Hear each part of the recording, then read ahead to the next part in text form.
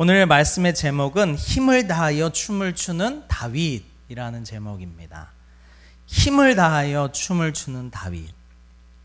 그것도 특별히 뭐에 대한 말씀이냐면 언약궤를 옮겼던 다윗에 대한 말씀입니다. 언약궤는 무엇입니까? 언약궤는 뭐가 들어있습니까? 아십니까? 언약궤 안에는, 하나님의 법궤 안에는 세 가지가 들었어요. 첫 번째, 십계명이 들었어요. 두 번째, 만나가 든 금 항아리가 들었어요. 세 번째 뭐가 들었을까요? 아론의 쌍난 지팡이가 들었어요. 자, 이것은 다 무엇을 의미하는 물건일까요? 하나님의 임재를 의미하는 물건들입니다. 법궤는 성경에 보면 시내산에서 다윗이 하나님의 말씀과 돌판을 받을 때에 그때 함께 만들었던 것이 법궤입니다.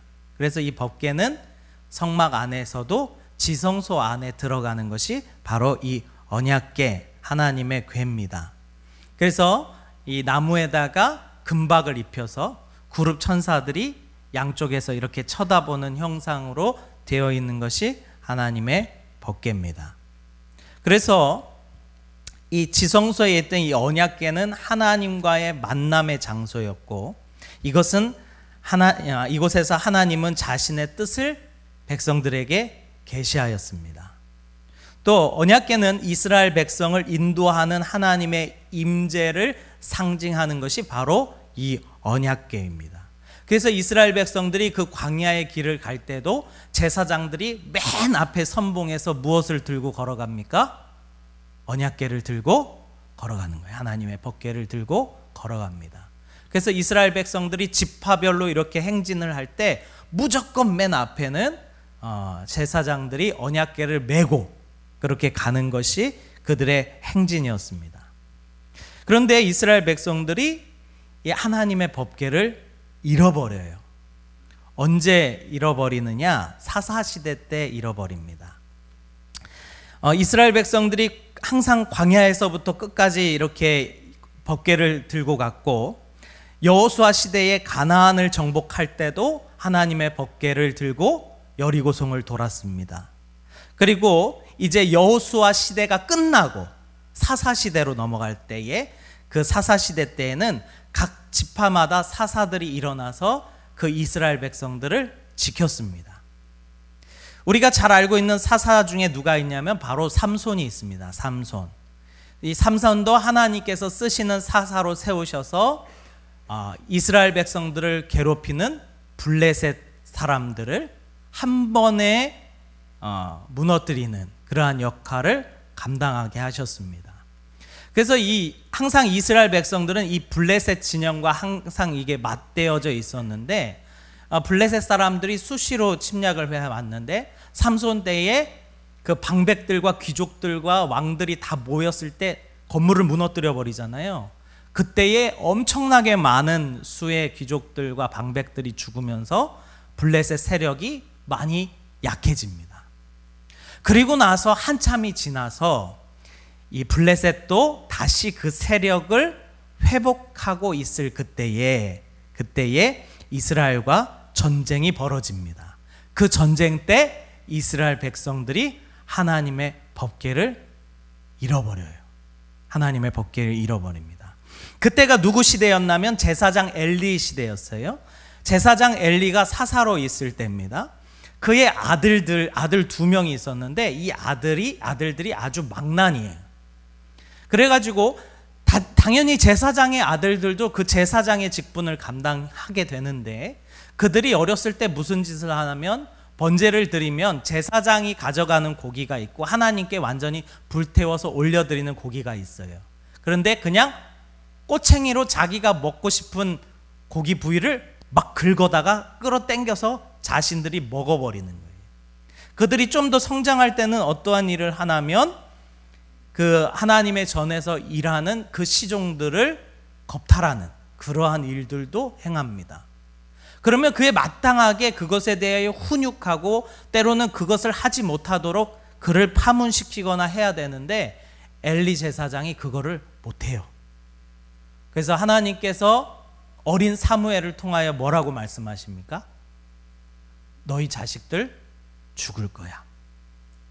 동시에 같은 날 죽게 될 거야 라고 이 사무엘에게 예언하게 하셔요.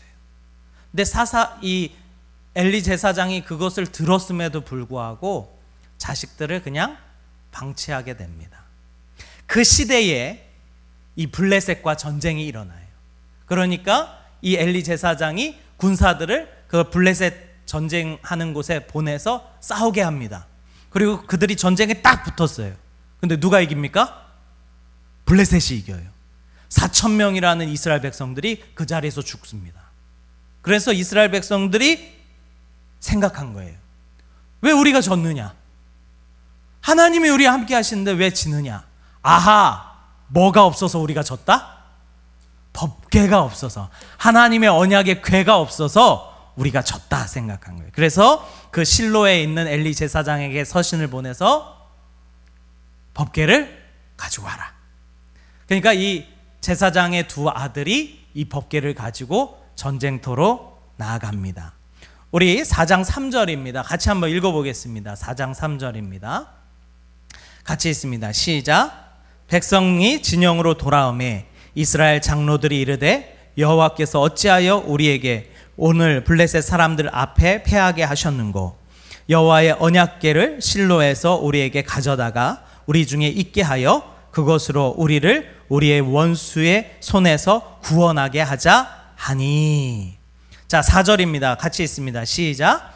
이에 백성이 실로에 사람을 보내어 그룹 사이에 계신 만군의 여호와의 언약궤를 거기서 가져왔고 엘리의 두 아들 홈니와 비냐스는 하나님의 언약궤와 함께 거기에 있더라.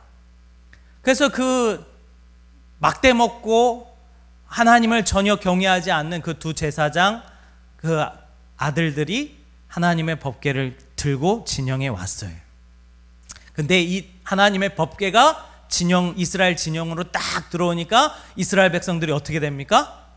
사기가, 우와, 드디어 하나님의 궤가 우리에게 왔다. 그리고는 막 사기가 막 올라가는 거예요. 이스라엘 진영에서 막 큰 소리가 나니까 블레셋 사람들이 깜짝 놀랍니다. 아니, 우리가 방금 이겼는데 막 이스라엘 백성들의 사기가 막 올라가는 거예요. 자, 우리 4장 5절 6절 같이 한번 읽어보겠습니다. 시작. 여호와의 언약궤가 진영에 들어올 때에 온 이스라엘이 큰 소리를 외치며 땅이 울린지라. 블레셋 사람이 그 외치는 소리를 듣고 이르되 히브리 진영에서 큰 소리로 외침은 어찌 됨이냐 하다가 여호와의 궤가 진영에 들어온 줄을 깨달은지라. 아멘. 그래서요, 이스라엘 백성들이요, 애굽을 무너뜨리고 나왔잖아요. 그리고 저 가나안 땅, 거인들이 있고 그 주변의 나라들은 감히 덤비지도 못했던 그 가나안 족속들을 이스라엘 백성들이 어떻게 했어요? 싹 몰아냈잖아요. 그러니까 주변에 있는 이 백성들도요, 하나님의 신이 얼마나 두려운지 알고 있었어요. 그런데 그 하나님의 신이 깃든 그 하나님의 법궤가 온다는 거예요. 왔다는 거예요. 그러니까 이 블레셋 사람들도 두려워하기 시작합니다. 야, 큰일 났다. 저들의 신이 이곳에 도달했다 라고 그들이 두려워합니다. 야, 우리에게 화로다.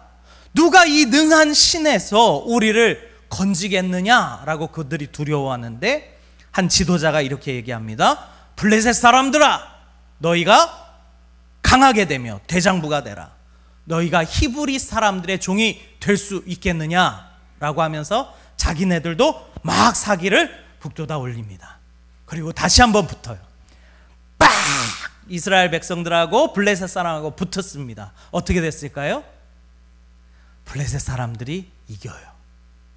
이스라엘이 개박살이 납니다. 아주 양박살도 아니에요. 아주 개박살이 나요. 완전 박살이 납니다. 자, 4장 10절 11절입니다. 같이 함께 읽겠습니다. 시작. 블레셋 사람들이 쳤더니 이스라엘이 패하여 각기 장막으로 도망하였고 사륙이 심히 커서 이스라엘 보병에 엎드린 자가 3만 명이었으며 하나님의 궤는 빼앗겼고 엘리 두 아들 홈니와 비니아스는 죽임을 당하였더라. 이스라엘 백성들이 하나 간과한 게 있었어요. 법궤가 중요한 겁니까? 법궤 위에 함께 하시는 하나님이 중요한 겁니까? 네, 그거를 몰랐던 거예요. 법궤가 중요한 것이 아니라 그 하나님의 임재를 상징하였는데 그것이 중요한 게 아니라 실제로 하나님의 임재가 더 중요한 거다 이 말이에요. 근데 이스라엘 백성들이 그것을 몰랐고 하나님의 뜻이 어디 있는지를 몰랐어요. 아무리 궤를 들고 그럴싸한 모양을 갖췄다 하더라도 하나님께서 함께 하시지 아니하니까 안 되더라 이 말이에요. 이해되십니까? 교회가 중요한 게 아니라 교회에 임재하시는 누가 중요한 거예요? 하나님이 중요한 거예요. 교회 모양을 그럴싸하게 갖췄다 그래서 교회가 되는 것이 아니라 그곳에 하나님의 영이 임재해야 그것이 교회가 되는 줄 믿습니다. 그럼 성도도 마찬가지. 그럴싸하게 성도처럼 우리의 모양을 꾸미어서 성도가 되는 것이 아니라 성도, 거룩한 백성, 그것은 하나님의 임재가 각 사람에게 깃들어야 그 사람이 성도가 된다 이 말이에요. 무슨 말인지 이해되십니까? 우리 성도님뿐만 아니라 목사도 마찬가지입니다. 그럴싸하게 모양을 갖췄다고 다 목사가 되는 게 아니더라 이 말이에요. 제가 지난주 금요일 날 기도하면서 얼마나 많이 울었는지 몰라요. 정말 엉엉 울었습니다. 다들 일찍 가셔서 모르셨을 거예요. 저 혼자 엄청 울었습니다. 왜 그러냐면 지난주에 이제 말씀을 준비하는데 금요일입니다. 금요일 날 이제 말씀을 전해야 돼서 준비하는데 말씀이 안 올라오는 거예요. 그래서 말씀도 막 이처저처 뒤척이며 찾고 기도도 하고 하는데 하나님이 말씀을 안 주셔요. 참 말씀 전하는 게 어렵습니다. 앞에 서 있으니까 그냥 쉽게 하는 것 같죠? 세상 그 무엇보다 어려운 것 같아요. 그래서 고민하다가 너무 말씀이 안 올라와서 제가 전에 했던 말씀들을 계속 뒤척이면서 찾아봤어요. 그러면서 좀 처량하더라고요. 제가 뭐 말씀은 계속 반복해서 전해도 저는 상관없다고 생각합니다. 왜냐하면 성도들이 필요한 말씀이라면 반복해서라도 전해야죠. 근데 그날은 그게 아니었어요. 내게 말씀이 없어서 전에 있던 말씀을 뒤척였던 거예요. 뒤척이고 제가 전에 했던 말씀을 하나 잘 찾아서 전했습니다. 그리고 내려왔는데 너무 비참한 거예요. 왜냐하면 내 안에 생명수가 없는 거예요. 생명수가. 그래서 하나님 왜 내 안에 이렇게 말씀이 하나도 없습니까? 왜 내가 성도들에게 전할 말씀이 하나님 이렇게 없습니까? 그러면서 얼마나 울었는지 몰라요. 참 비참하더라고요. 말씀을 전해야 되는 목사가 말씀이 없어요. 그러니까 죽겠더라고요. 그래가지고 참 힘들었습니다. 그러면서 이제 그런 생각도 했어요. 이게 참 부모의 기도, 누군가가 기도해 주는 것이 참 중요한데 나는 기도를 해주는 사람이 없나? 이제 그런 생각도 들었어요. 좀 처량하더라고요. 오늘은 다행히 말씀을 주셨어요. 그래서 이렇게 말씀을 전합니다. 저를 위해서 좀 많이 기도해 주셨으면 좋겠습니다. 네. 이처럼 목사라고 할지라도 때로는 그 아내가 완전 메말라서 말씀을 전할 수가 없는 그런 그냥 껍데기 같은 그러한 목사도 있다 이 말이에요. 그러니까 모양만 갖췄다고 목사가 아니고, 모양만 갖췄다고 성도가 아니고, 모양만 갖췄다고 교회가 아니다 이 말이에요. 누가 임재해야 됩니까? 그 가운데 하나님이 임재. 그게 정말 참 교회고 성도고 목사고 그런 줄 믿습니다. 그래서요, 언약궤를 빼앗긴 후에 이스라엘 백성들이 또 무슨 생각을 했냐면 우리가 왕이 없어서 그렇다, 또 그렇게 생각을 한 거예요. 우리가 왕이 없어서 졌다. 그래서 누구를 세웁니까? 사울 왕을 세웁니다. 근데 이 사울 왕은 세워졌는데 하나님의 법궤에 아무 관심이 없어요. 없어졌는지 안 없어졌는지 관심 없어요. 오로지 이 이스라엘이 보존되고 내가 거기에서 왕으로 군림하고 이것만 그 안에 가득 채워져 있는 거예요. 그래서 사울이 왕이 되는 동안에 하나님의 법궤가 오랫동안 그냥 방치됩니다. 그러나 오늘 말씀과 같이 다윗은 좀 달랐어요. 역시 믿음의 사람입니다. 다윗은 왕이 되고 모든 주변의 나라를 다 정리하고 이제 나라가 안정화되자 가장 먼저 했던 것이 무엇입니까? 하나님의 궤를 찾는 거예요. 하나님의 법궤를 찾는 겁니다. 그것을 막 수소문해 봤더니 아비나답이라는 한 사람 안에 아비나답이 자신의 아들들을 정결케 하고 그 하나님의 법궤를 지키는 일에 힘쓴 것을 다윗이 알게 됩니다. 그래서 저 하나님의 법궤를 우리가 다시 찾아와야겠다. 그래서 막 이 다윗의 마음이 막 뜨거워지는 거예요. 하나님의 법궤, 하나님의 임재가 있는 그것이 내게로 오면 나 정말 너무 기쁘겠다라는 마음을 가지고 하나님의 법궤를 옮깁니다. 그냥 옮기지 않습니다.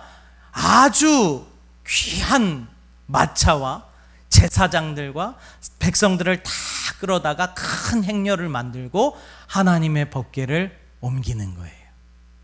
그래서 근사한 마차에 하나님의 법궤를 딱 안치하고 예루살렘 성으로 갑니다. 근데 문제가 생기죠. 잘 아시죠? 무슨 문제가 생깁니까? 나곤의 타작마당, 이 타작마당이 이렇게 딱 소리가 나는 타작마당인데 그 타작마당을 지나가는데 그 소리를 이 소들이 듣고는 깜짝 놀라고 막 날뛰니까 하나님의 법궤가 어떻게 되게 생겼어요? 엎어지게 생겼어요. 그래서 누가? 우사가 그 법궤를 딱 붙잡는 순간 죽어버립니다.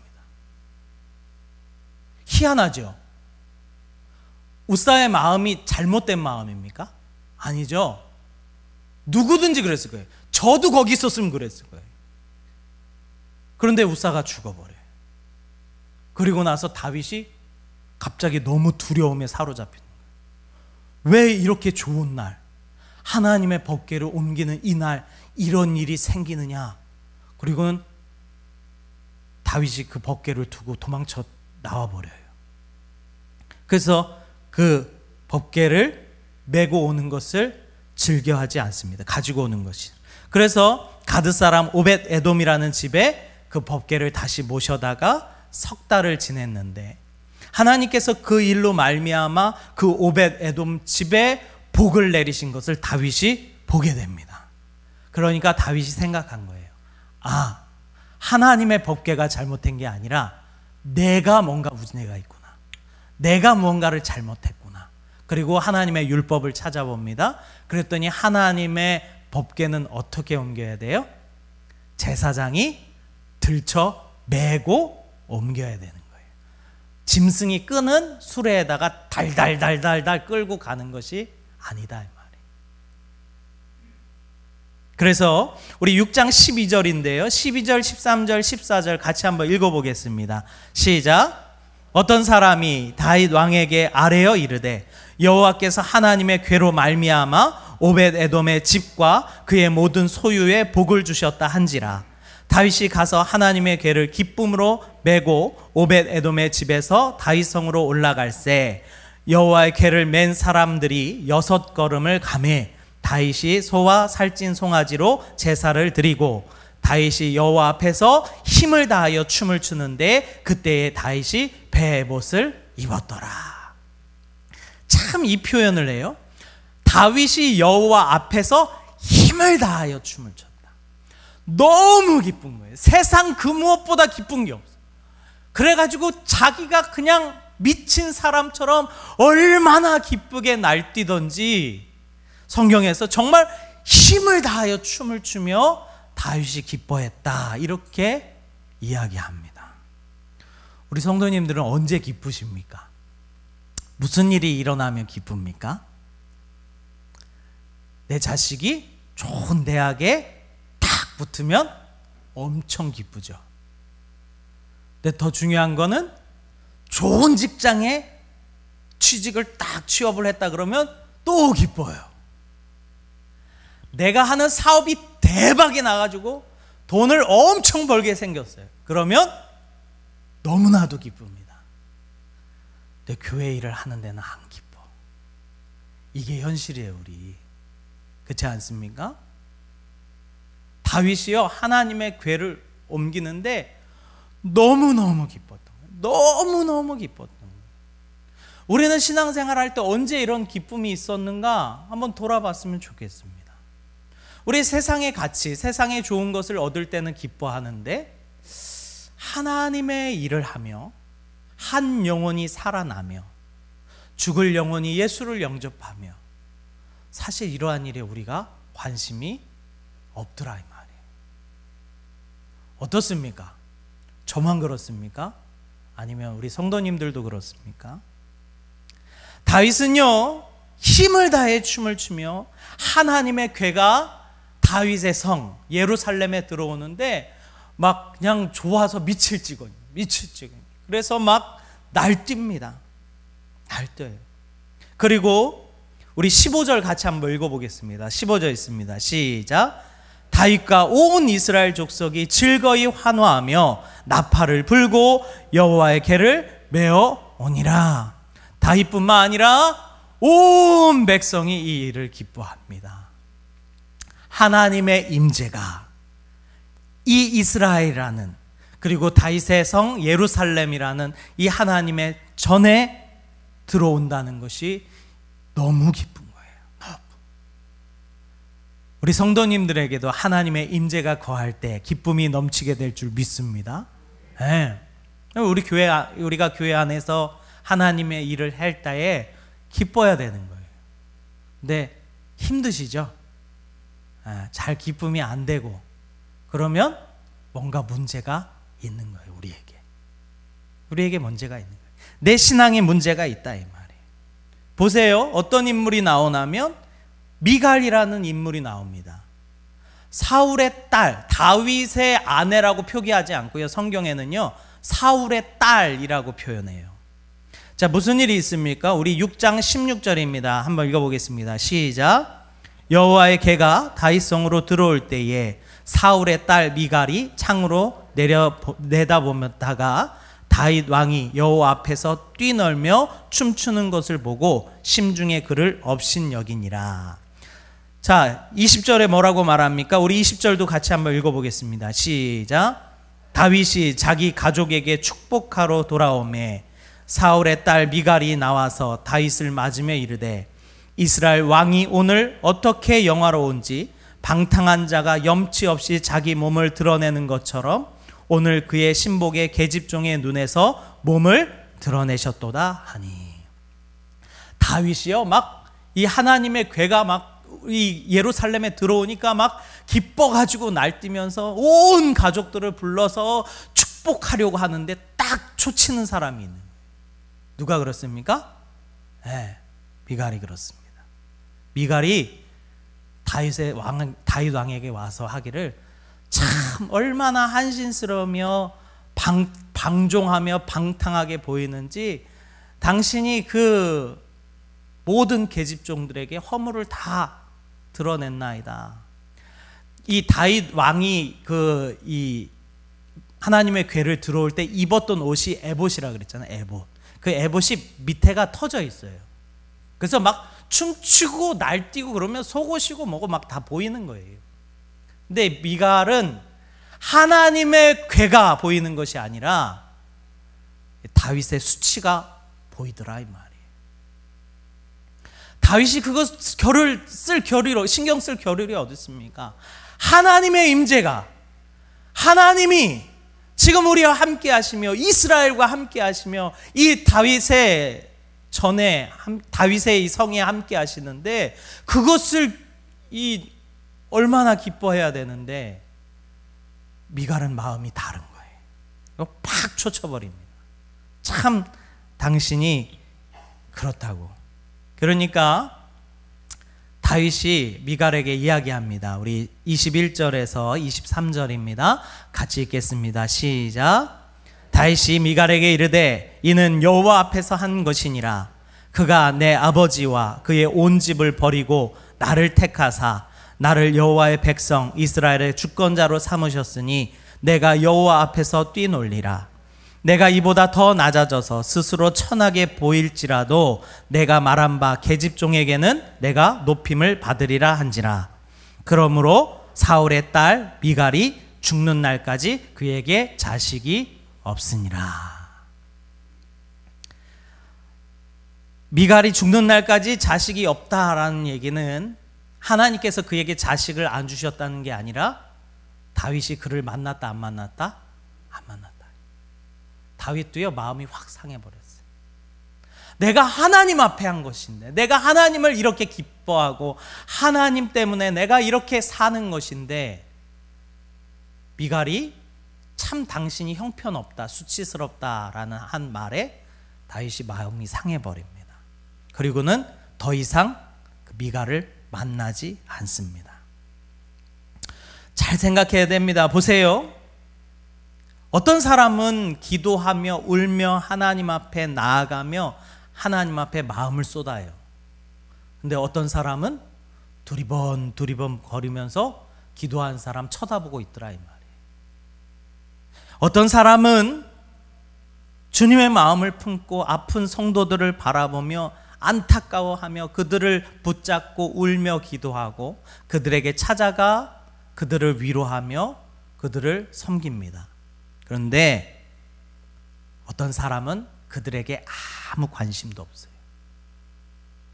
어떤 사람은 어려운 성도들을 찾아가며 하나님의 사랑을 전하고 그들을 예수께로 더 인도하려고 애쓰는 사람이 있는 반면에 어떤 사람들은 그 사람들이 냄새나고 더럽고 좀 부족하다고 싫어합니다. 누가 미갈입니까?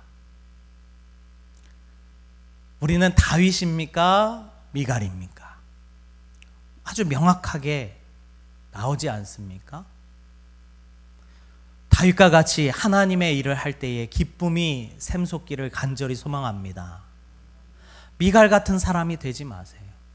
제발 미갈 같은 사람이 되지 마세요. 어찌 하나님의 임재가 거하고 수없이 많은 사람들이 울며 불며 하나님 앞에 기도하며 하나님 앞에 나아가는데 나는 두리번 하고 뭐 하느냐 이 말이에요. 주님을 더 찾고 부르짖어야 되는 줄 믿습니다.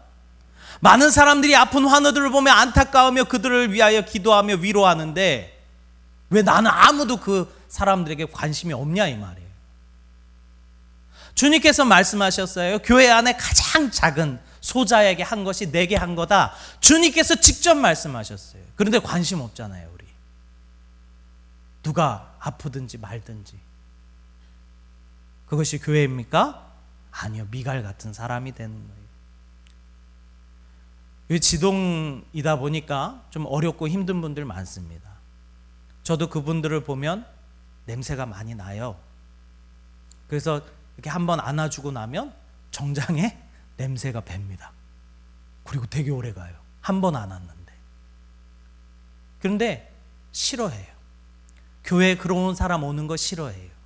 부족한 사람 오는 거 싫어해요. 그들 거들떠 보지도 않습니다. 관심도 없어요. 누굽니까? 미갈이에요. 미갈. 오늘도 우리가 미갈과 같은 사람이 되지 않기를 간절히 소망합니다. 다윗과 같이 하나님의 일이라면 정말로 기쁨으로 해내는 그런 믿음의 사람이 되기를 간절히 소망합니다. 그런 성도가 될 때 하나님께서 우리에게 기쁨을 넘치게 해주실 줄 믿습니다. 오늘도 그러한 사람이 되게 해달라고 우리가 마음을 쏟고 하나님 앞에 기도하기를 간절히 소망합니다.